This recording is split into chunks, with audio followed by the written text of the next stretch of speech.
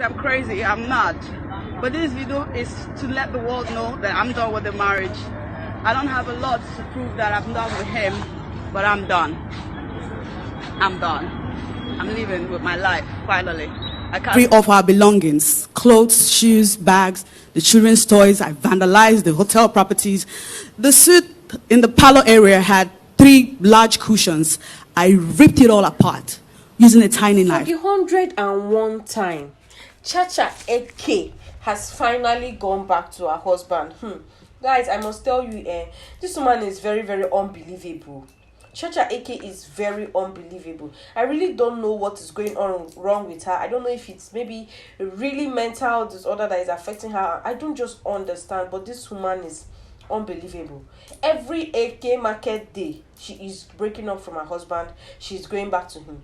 Every time she will break, she will leave, she will go back. Every time, I'm divorcing my husband finally. I will not die. I will not do this. I will not do that. I will leave to tell the story instead of to stay in an abusive marriage. And at the end of the day, ChaCha Eke is going back to her husband. Before you know, she has dropped picture of her with her husband, and we are like, wow, this is the woman that we are going to drag her husband. Oh, why are you doing ChaCha Eke like this?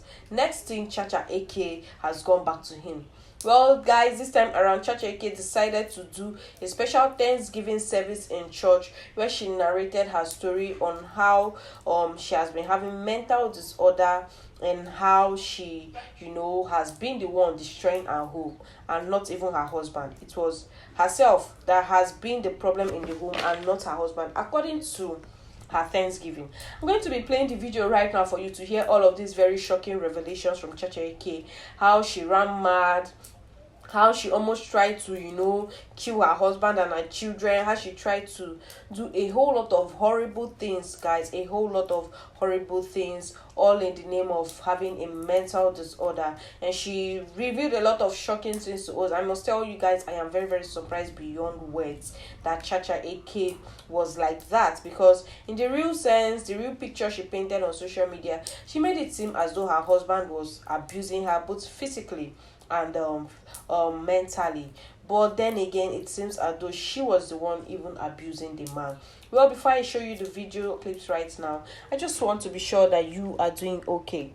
And if this is your very first time of stumbling on this channel, you are highly welcome to Gist Central, your #1 blog for the latest and trendiest news on the internet. All I need you to do for me right now is to kindly subscribe to this channel, Gist Central, and also turn on your post notification by smashing the bell button down below so you'll be one of the very first persons to see our next video.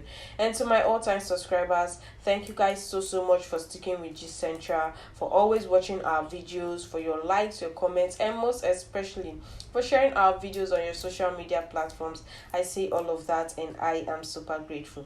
Now guys, let's quickly dive into ChaCha Eke's testimony, where she declared to us publicly that she has been bipolar for some time and mentally unstable. Stay tuned guys, and do not forget to share this video at the end of Free of our belongings, clothes, shoes, bags, the children's toys. I vandalized the hotel properties. The suite in the parlor area had 3 large cushions. I ripped it all apart using a tiny knife. It was nothing but madness. That was contained in just that. I needed was a trip to the hospital, but I didn't go to the hospital because my husband and I, who is seated here with me, supporting me. Can you please rise? We attributed it to demonic voodoo, marine spirits, somebody not somewhere. Now, we kept saying, oh, it's Nollywood. You can get really envious in that industry. Oh, it's my father and my mother. They never supported this marriage. Oh, I think it's your family. I think it's you, my husband. I think it's you. Because since I married you, my life just started going haywire. It was always one suspicion after another, one false accusation after another. I survived the writ, but I had yet another maniac episode in 2020 here in Delta State, Asaba. I was on the laptop writing script after script. Writing is my hobby. My husband was on his way to Lagos to sign a contract with our company, between our company and yet another production company, and Before I could realize what was going on with me, I went mad again. And I began to do things around the house. I broke televisions, chandelier lights, I burnt all my clothes and my children's clothes. Just like I did in Enugu, I reduced everything that we owned to trash. And no, it didn't take one day. It was 3 to 4 days intense. On the 4th day, I didn't eat at all. I was only drinking water. I felt I had superpowers. I felt I was receiving a message from the divine. Or I felt like somebody was manipulating me because there was 2 entities all of a sudden. There was me watching. And that news came accompanied by yet another news that I found very impressive. All of a sudden, they said I was pregnant. We weren't expecting a baby, but I love babies. So I was like, yeah. I can't get away. I don't know what you're saying, bipolar. What?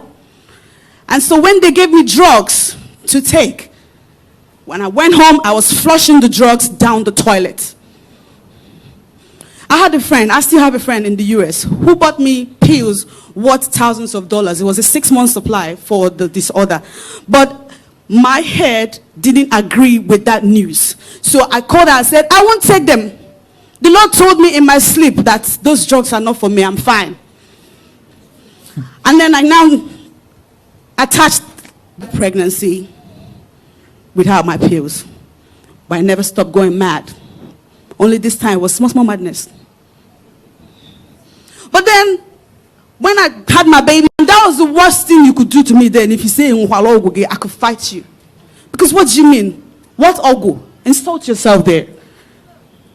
On and on it went. I came back and they bonded me yet again to the hospital. This time, Dr. Val's hospital. What's the name again?